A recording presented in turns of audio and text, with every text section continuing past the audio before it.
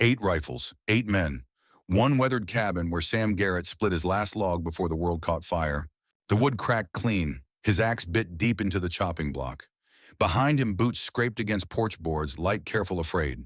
Sam, Isabella's voice cut through Arizona heat like a prayer through thunder. He didn't turn. Couldn't. Not when Joaquin Mendoza sat his black stallion 50 yards out, gold teeth flashing in the morning sun. Not when the other 7 riders spread in a perfect killing arc, their shadows long and patient as death itself. "You want her?" Sam called his hand, finding the Colt at his hip. "Come through me first." Mendoza laughed. "One man, amigo. Poor odds." The desert wind stopped. Birds quit singing. Even the rattlesnakes held their breath. Sam stepped into the yard, his shadow falling between Isabella and 8 loaded barrels. "I've had worse." 3 days earlier, Sam's cabin had been a tomb, silent, empty, exactly how he'd kept it for 15 years. Then she came walking out of the pine line like salvation in a torn white dress. Blood stained the fabric from shoulder to hem. Her black hair hung loose, tangled with pine needles and something darker. But those eyes, Christ, those eyes, Sam's breath caught like a fishhook in his throat. Elena's eyes, impossible but true. The woman stumbled, caught herself against his fence post. Her knuckles went white around the weathered wood. Rope burns circled her wrists like twisted bracelets. Fresh blood seeped through the torn fabric at her shoulder. "Please," she whispered, "don't let them take me back." Sam's world tilted. 15 years of careful numbness cracked down the middle. This ghost, this impossible echo of everything he'd lost, swaying on his doorstep with desperation carved into every line of her body. She took another step. Her bare feet left bloody prints in the dust. The torn dress clung to curves that spoke of Spanish nobility and Irish fire. But it was those eyes, Elena's eyes, that stopped his heart cold. "I know you," she said, voice cracking like old leather. "Elena showed me your photograph. Talked about you every day until..." Her knees buckled. Sam caught her before she hit the ground, her body light as bird bones in his arms. The scent of her jasmine beneath blood and fear made him remember what it felt like to be human. Isabella Santiago. She spoke her own name like a confession as he carried her inside. Elena's sister. The cabin hadn't seen a woman's presence in 15 years. Dust motes danced in afternoon light streaming through windows Sam never bothered to clean. His rough table, 2 chairs, a bed, he'd built himself after Elena died. Everything spoke of a man who'd stopped expecting company. Isabella's torn dress revealed the full horror once lamplight touched her skin. Burns across her back formed a pattern Sam recognized from darker places. Cuts that spelled words in a language meant to break spirits. And that tattoo, a black dragon wrapped around her left thigh, like a brand of ownership. "Serpiente Negra," Sam said, not a question. Isabella's fingers traced the dragon's scales. "They mark their property." "Yo no, you're not property. Tell them that." Bitterness edged her voice sharp as broken glass. Sam handed her one of his shirts, cotton-worn soft from years of wear. She took it without shame, letting the torn dress slip to the floor. The lamplight caught her skin golden and marked but unbroken despite everything they'd done to her. "How long, sir?" he asked. 3 months. Since they raided our village near Tucson?" Isabella's voice stayed steady, but her hands shook as she buttoned the shirt. "They took 12 women. I'm the only one who..." She stopped, swallowed hard. The only one left.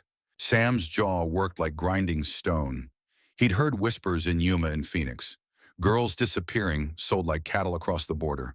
But seeing it, smelling the smoke and blood still clinging to her hair, that made it real. "Elena wrote about you," Isabella said, settling gingerly on the edge of his bed. "Said you were the best man she ever knew. Said you'd die before you'd let someone hurt her. I let her die anyway."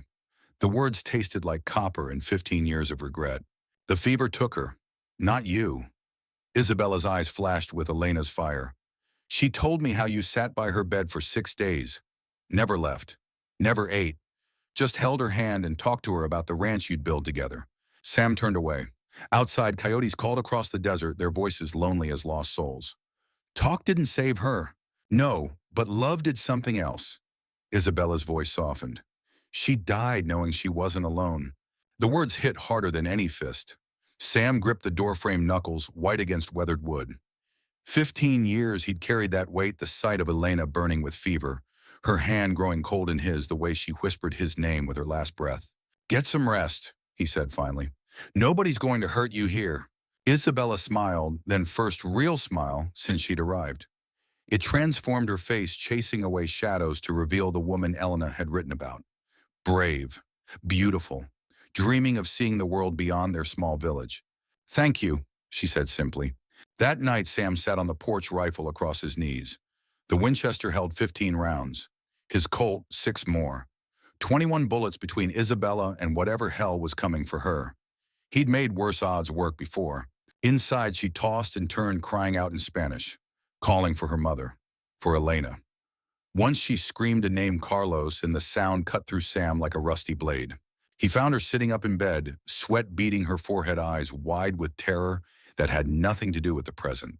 Bad dream, he asked. Memory. Isabella's voice came hollow as an empty grave. Carlos is Mendoza's lieutenant.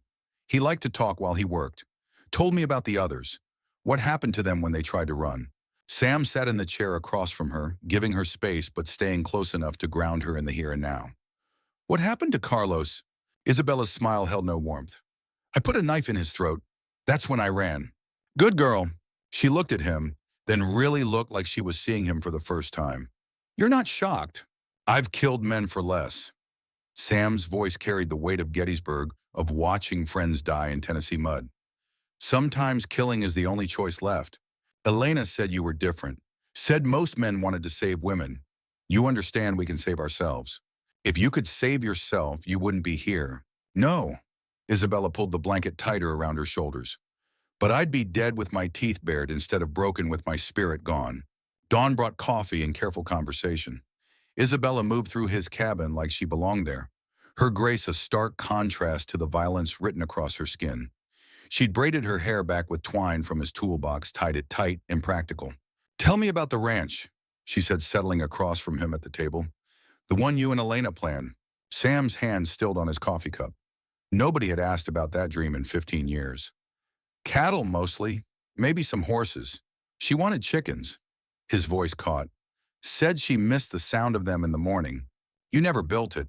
Hard to build a dream when the dreamer's dead. Isabella leaned forward. The borrowed shirt gaped slightly, revealing the curve of her throat, the shadow between her breasts. What if the dreamer wasn't dead? What if she just looked different? There was invitation in those words. Not just physical, something deeper that made the air between them thick as summer honey.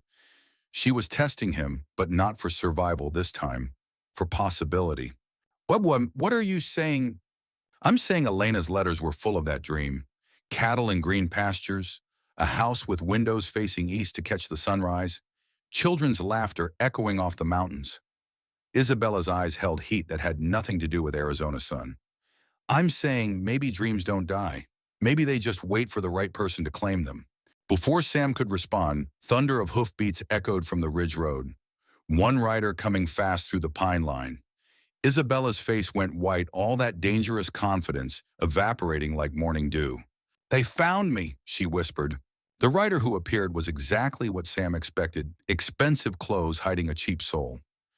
Diego Santos sat his horse like he owned the world, his eyes calculating as they took in the cabin, Sam, and most especially Isabella. Silver conchos decorated his sombrero. Ivory grips on matched pistols spoke of money built on other people's misery. Buenos dias, señorita, Diego called in accented English. You've caused El Jefe quite a problem. Isabella stepped behind Sam, but her chin remained high. I'm not going back. Ah, but you are mistaken. Diego's smile revealed gold teeth. You belong to Joaquin Mendoza, and El Jefe, he wants his property returned. Sam's hand found his Colt. The lady says she's not going anywhere. Diego laughed, the sound oily as snakeskin. Lady, this puta killed 3 of our men. Put a blade in Carlos's throat like she was slaughtering a pig. His eyes traveled over Isabella's body with the hungry gaze of a man appraising livestock. She will pay for that, in coin and flesh. I know what you did to her. Sam's voice could have cut glass. What you did to the others. Diego's smile faltered slightly. The calculation in his eyes shifted, recognizing something dangerous in Sam's stillness. You are one man gringo. We are many. Then bring them all. Sam stepped forward, his shadow falling long across the dusty yard. I'll still be standing when the smoke clears.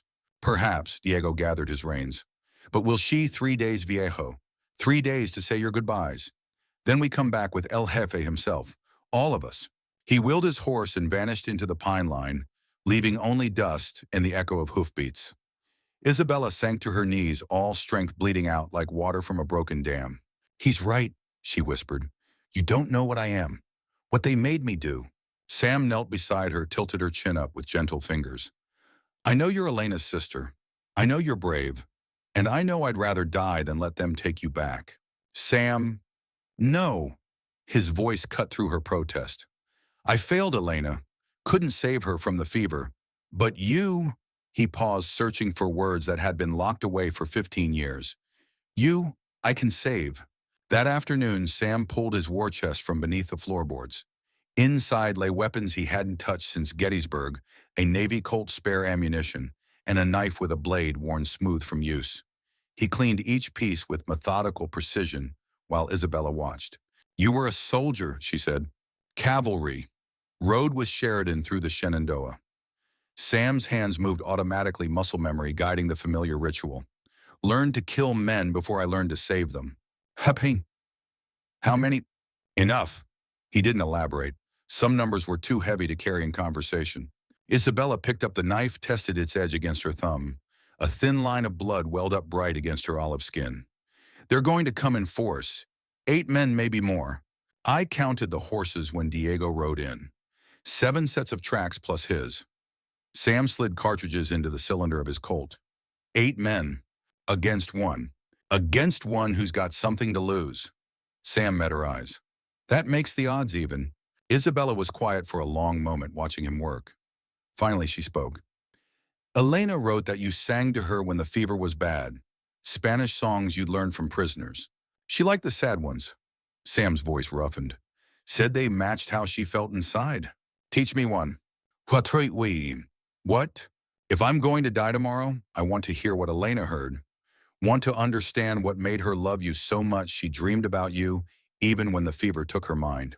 Sam's hand stilled on the rifle he was cleaning. 15 years and no one had asked him to sing. His voice came out rusty, uncertain at first, then stronger as memory guided the words. La llorona llorona de azul celeste. Ne fueron de fever ansasamig one. Isabella's eyes filled, but she didn't look away. When he finished, she reached across the table and covered his hand with hers. She was lucky, Isabella said, to have someone love her like that. I was the lucky one. Then be lucky again. Isabella's thumb traced across his knuckles. Let yourself love someone who can love you back. That evening brought the first real conversation they'd shared. Sam cooked beans and cornbread while Isabella mended her dress with needle and thread she'd found in Elena's old sewing box.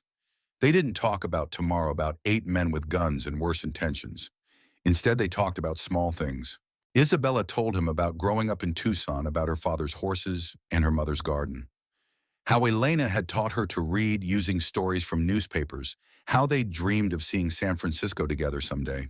Sam found himself talking about the war, about riding through Virginia valleys where the dead lay thick as autumn leaves. About coming home to find Elena coughing blood, about the fever that took her piece by piece until only memory remained. You blame yourself, Isabella said as they sat by the fire. I was supposed to protect her. From sickness, from fate. Isabella's voice carried Elena's cadence, her way of cutting through self-pity with surgical precision. You're not God, Sam Garrett. Sometimes I wish I was. If you were God, you'd have let me die in that canyon 3 days ago. Wouldn't have risked your peace for a stranger's pain. Isabella leaned closer, firelight catching the gold flecks in her dark eyes. But you're not God. You're just a man who still believes in saving people. The distance between them seemed to shrink without either moving. Sam could smell jasmine in her hair, could see the way her lips parted slightly as she breathed. It would be so easy to lean forward to taste what salvation might feel like. Instead, he stood abruptly. You should get some rest. Isabella watched him bank the fire, her expression unreadable. Sam, yeah, when they come tomorrow, if something happens to me. She stopped, started again. Promise me you won't do anything foolish. Don't throw your life away for guilt. This isn't about guilt.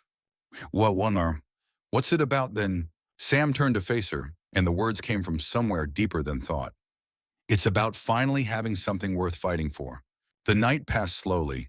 Sam dozed in his chair, rifle across his lap, while Isabella tossed restlessly in the bed. Twice she cried out in her sleep. Once she called for Elena. The second time she whispered his name. Dawn came gray and cold, bringing with it the distant sound of horses. Not one rider this time, the thunder of multiple hooves echoing off canyon walls. Sam counted them by sound alone. 8 horses, 8 men, death riding hard toward his doorstep.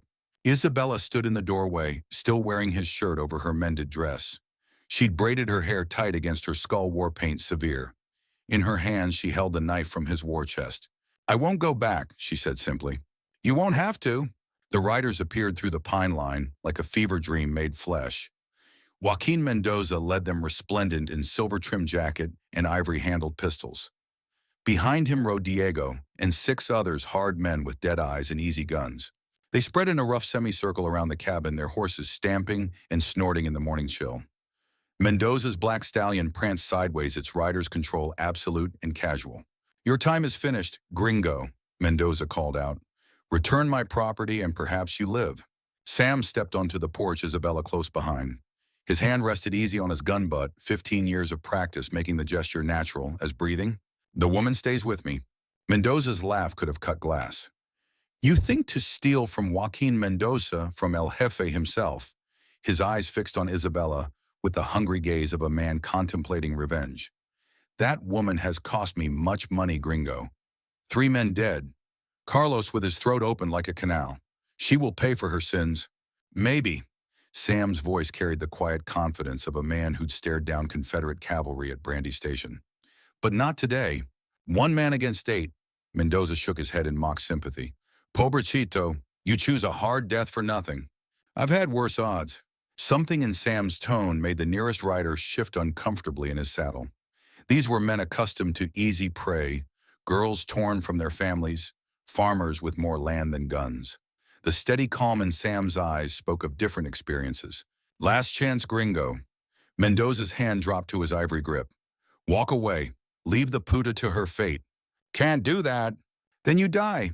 The world slowed to honey. 8 hands reaching for 8 weapons. The soft click of hammers being drawn back. Isabella's whispered prayer in Spanish. Then cutting through the tension like a blade through silk. "I wouldn't if I were you." Marshal Diego Reyes stepped from the tree-line badge, catching the morning sun rifle trained on Mendoza's chest. Behind him came 6 more lawmen, all armed, all ready. "This is federal jurisdiction now," Reyes announced. "You gentlemen are under arrest." For a heartbeat, nobody moved. 8 outlaws caught between Sam's practiced calm and federal firepower, their easy confidence evaporating like morning mist. Mendoza recovered first his ivory pistols, clearing leather with snake-quick speed. The gunfight that followed was brief but brutal, thunder and smoke, and the wet sound of bullets finding flesh. Sam's first shot took Diego Santos center mass, the man toppling from his saddle, with surprise still painted on his face. His second dropped a rider trying to wheel away toward the trees. The Winchester spoke from his shoulder, working the lever with mechanical precision. Beside him, Isabella proved she wasn't helpless. The knife left her hand like a silver flash, taking another rider in the throat. She rolled behind the water trough as return fire splintered the porch boards where she'd been standing. Marshal Reyes and his men worked with professional efficiency, their rifles cutting down Mendoza's remaining riders with methodical accuracy. Only Joaquin himself escaped, spurring his black stallion into the pine line, with curses trailing behind like smoke. When the echoes faded, 5 men lay dead in Sam's yard. The survivor, wounded and bleeding from a shoulder wound, raised his hands in surrender. "It's over," Reyes said, lowering his rifle. "For now." Isabella knelt beside one of the dead men, not to help, but to retrieve something from his vest pocket, a small leather journal bound with string. Her hands shook as she opened it, revealing pages covered with names, dates, locations. "What is it?" Sam asked. "Evidence." Isabella's voice carried weight satisfaction wrapped in Spanish silk. "Names of buyers, routes they use, girls they've taken." She looked up, eyes bright with tears that refused to fall. "Enough to destroy them." Marshal Reyes whistled low as he examined the journal. "This little book's going to put a lot of bad men in federal prison, set a lot of good people free." "All of them?" Isabella asked. "Every last one we can find." Reyes nodded grimly. "Serpiente Negra is finished." Sam watched Isabella in that moment, this woman who'd been marked as property, who'd endured hell itself now, holding the key to dismantling the empire that had tried to destroy her. She stood tall in her mended dress, beautiful and terrible as justice itself. But it was what happened next that changed everything. A shot rang out from the tree line. Joaquin Mendoza, wounded but not beaten, sat his horse at the edge of the clearing. Blood stained his silver jacket. Madness gleamed in his eyes. "If I cannot have her," he screamed, "nobody can." His pistol swung toward Isabella. Time stretched like taffy. Sam saw the muzzle flash, heard Isabella's sharp intake of breath, felt his own body moving without conscious thought. The bullet meant for her took him high in the chest, spinning him around. He hit the porch hard, tasting copper and dust. Through the ringing in his ears, he heard Isabella scream his name. Then Reyes's rifle spoke, and Mendoza pitched from his saddle to lie still in the pine needles. Isabella's hands pressed against Sam's chest, trying to stop the bleeding. Her tears fell warm on his face, and he thought dimly that this wasn't how he'd planned to die. "Don't you dare," she whispered fiercely. "Don't you dare leave me like Elena did." "Not going anywhere," Sam managed. The words tasted like blood and promises. "Too stubborn to die." The bullet had missed his heart by inches, cracked a rib, tore through muscle, but nothing vital. Doc Morrison, summoned from Yuma by the marshal, cleaned and stitched the wound, while Isabella held Sam's hand. "You'll live," the doctor pronounced, "assuming you're fool enough to want to." "I am," Sam said, looking at Isabella. "Got reasons now." Recovery took weeks. Isabella appointed herself his nurse, changing bandages with gentle hands, feeding him soup when fever made his hands shake. She slept in the chair beside his bed rifle across her knees, watching over him like a guardian angel with dangerous eyes. "Why?" he asked one afternoon, when pain and laudanum made him philosophical. "Why, what, Titi? Why stay? Why take care of me? You're free now. Could go anywhere." Isabella set down the book she'd been reading, Elena's old journal filled with pressed flowers and dreams. "Where would I go?" "San Francisco, like you and Elena planned." That was her dream. Isabella's fingers traced the journal's worn cover. "Mine is different now." What's your dream?" She looked at him, then her eyes holding heat that had nothing to do with fever. "Cattle in green pastures, a house with windows facing east, children's laughter echoing off the mountains." "Isabella, Winchester, I know what you're thinking, that it's too soon, that you don't know me well enough, that Elena's dead." The words came harsh but true. "Has been for 15 years, and you—" He reached for her hand, laced their fingers together. "You're alive. Here. Real. Are you asking me to stay Sam Garrett? I'm asking you to build something with me, something Elena would have been proud of." Isabella leaned down and kissed him, then soft and slow and tasting of promises. When they broke apart, her eyes were bright with unshed tears. "She told me once in her letters that love wasn't about finding someone perfect. It was about finding someone whose damage fits with yours." "And my running?" Sam asked, though he already knew the answer from the way she was looking at him. "And I think our damage fits just fine." They were married 3 months later by a circuit preacher who didn't ask too many questions about Isabella's past. She wore Elena's wedding dress altered to fit her fuller figure, and Sam wore the good suit he'd bought for Elena's funeral and never worn. The wedding was small, just Marshal Reyes and his wife as witnesses, Doc Morrison mumbling prayers over his bottle, and a handful of neighboring ranchers who'd come to respect the quiet man on the ridge and the fierce woman who'd claimed him. But it was the night that mattered. Not the ceremony, but the moment when Isabella stood at the window of their cabin, silhouetted against starlight, wearing nothing but moonbeams and Sam's promise. "No regrets?" he asked from the bed. "None." Isabella turned, and her smile could have lit up the entire territory. "Except maybe that Elena isn't here to see this." "She is," Sam said softly. "In your eyes, in your laugh, in the way you cut through my self-pity like a surgeon's blade." Isabella moved toward him with deliberate grace, her body casting shadows that made him think of salvation. "Then let's give her something beautiful to witness." What followed was slow and sweet, and nothing like the desperate coupling of desperate people. It was the joining of two souls who'd found their way through hell to something like grace. Afterward, as they lay tangled in quilts and moonlight, Isabella traced the scar on Sam's chest, a puckered reminder of Mendoza's final act of spite. "Does it hurt?" she asked. "Only when it rains." Sam captured her wandering fingers, brought them to his lips. "Small price for keeping you." "I would have saved myself," Isabella said with mock severity. "I always do." "I know, but sometimes it's nice to have backup." Outside, coyotes called across the desert, their voices lonely but not lost. Inside the cabin that had been a tomb for 15 years, two people who'd given up on happy endings discovered that sometimes if you were very lucky and very stubborn, the world gave you a second chance. The ranch they built over the following years became legend in those parts. Not for its size, though the cattle did well in the mountain pastures, but for the stories that surrounded it. How Isabella Garrett could outshoot most men and outcook all of them. How Sam had faced down the entire Serpiente Negra organization for love. How their laughter could be heard echoing off the canyon walls on quiet evenings. Visitors would find cattle grazing in green pastures, a house with windows facing east to catch the sunrise, and eventually children's voices echoing off the mountains, a boy with Sam's steady eyes and a girl with Isabella's fierce spirit. But what they wouldn't see were the private moments, the nights when old nightmares visited, when past trauma cast shadows across present happiness. Those were battles fought in whispered conversations and gentle touches won through patience and a love stronger than fear. Isabella kept the knife she'd thrown at Mendoza's man mounted on the wall as a reminder. To remember, she'd tell visitors who asked, to remember that sometimes the only way forward is through. And Sam kept Elena's journal in his desk drawer, not as a shrine to the past, but as a bridge to the future.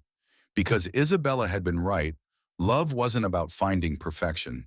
It was about finding someone whose broken pieces fit with yours to make something stronger than either could be alone. The desert wind still sang through the Arizona hills, carrying different stories now. Stories of redemption and second chances. Stories of two damaged souls who found in each other not just love, but the courage to heal. And in the end, that was enough to change everything. 5 years after their wedding, Isabella stood in that same window where she'd first offered herself to the night. But now she wore a blue dress that strained across her pregnant belly, and her hair fell loose around shoulders that no longer carried the weight of old fears. "Come to bed," Sam called from behind her.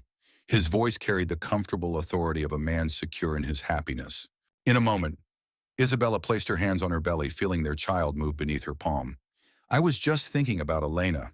What about her? Whether she'd approve. Of us, of this." Sam rose from the bed cross to stand behind her. His arms encircled her waist hands, covering hers on their unborn child. "She'd be happy we found each other.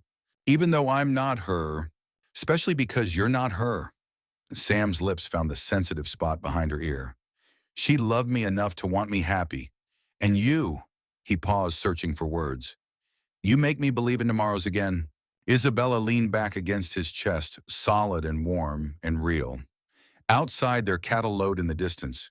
Inside, their future kicked against her ribs, impatient to be born into a world where love could triumph over fear. "Tell me again," she whispered, "about the ranch Elena dreamed of." "Cattle in green pastures," Sam murmured against her hair. "A house with windows facing east, children's laughter echoing off the mountains. And did you build that ranch?" "We built something better." Sam's hands tightened on her belly. "We built a home." The baby chose that moment to kick hard, making Isabella gasp. Sam laughed, the sound rich and full of wonder. "Eager to meet the world," he said. "Eager to be free," Isabella corrected. "Like his mother." "Her mother," Sam said. "It's a girl. I can tell by the way she moves, all fire and determination. Like Elena. Like you." Isabella turned in his arms, her hands framing his face.